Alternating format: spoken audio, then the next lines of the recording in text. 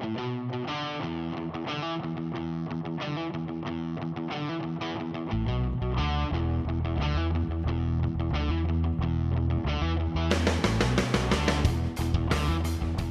the next technique we're going to look at now is the uppercut. So the angle is going to vary depending on the target area. If I'm firing to the body, I'm going to come up somewhere between a hook and a pure uppercut, more on a 45-degree angle this way. Coming up, looking to hit onto the corner of the ribs, where I've got the most chance of causing damage. Obviously you've got the liver and the kidneys as well, if I start to hit a little more round to the back. If I'm throwing the pure uppercut straight down the middle, one of my favourite techniques, my target is directly underneath the jaw. And what I'm looking to do is basically rock the head back sharply and hopefully cause a concussion this way. It's very important that again I have a ballistic movement with my hips, that I relax, that I tense on the impact and relax immediately. If I get a pushy shot, it's going to be pretty ineffective. So I need a real drive from my legs, through my hips and my core, and I need to be really sharp with this, this tensing of the core and the relax and pull off. It's not really a pull off, I'll show you. If I'm throwing it in isolation, I'm not just going to fire through from here. I'm going to turn slightly away from my target, bending my knees, dropping my weight, and circle forwards and through, and pushing off this rear leg here. Sort of similar to a golf swing if you think about coming through this way. As before, I want to throw my hip first ballistically and let the arm catch up with the hip. Again, I don't want to be winding it up like Popeye.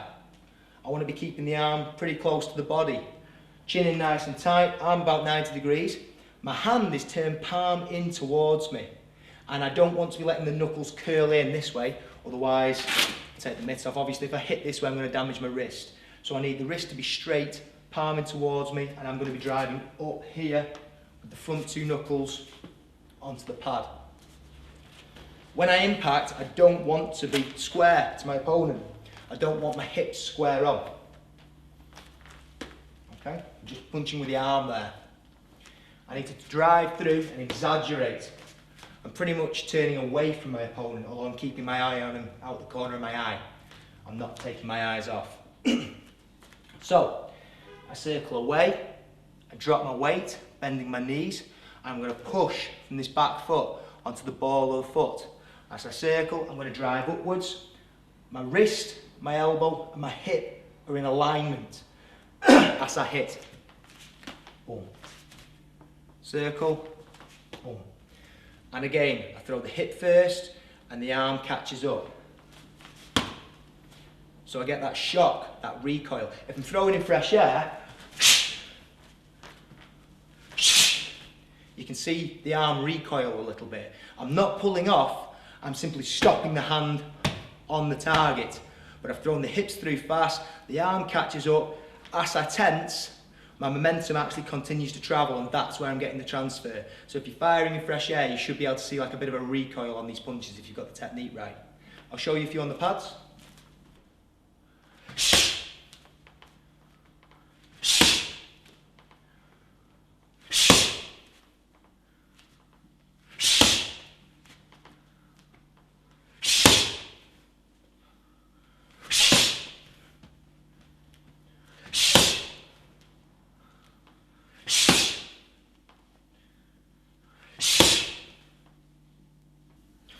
So one of the positions I like to throw the uppercut from is directly following a hook off the opposite arm. So if I throw my lead hook, my left hook from in close, in tight, driven through the pad this way. Now, when I'm going to follow immediately with the uppercut, I will, rather than sort of stop this lead hook on the pad, I'll just let it drag through. I know I'm losing a little bit of power, but again, it's more to set up the rear hand. And it flows better to do it this way. So as I've thrown the lead hook through, this time I'm going to travel right through the pad, or the target, like a haymaker. The hand's going to come round and cover the left side of my jaw, the lead side of the jaw, if you're the other way around. From here I'm bending my knees and I'm back into my position. I'm turned away from my target. I'm going to turn back in, driving off the back foot and through, turning the palm of my right hand in with the uppercut. So from here, nice and slowly, 1, travel through, the hand comes in nice and tight, bending the knees, pushing and up.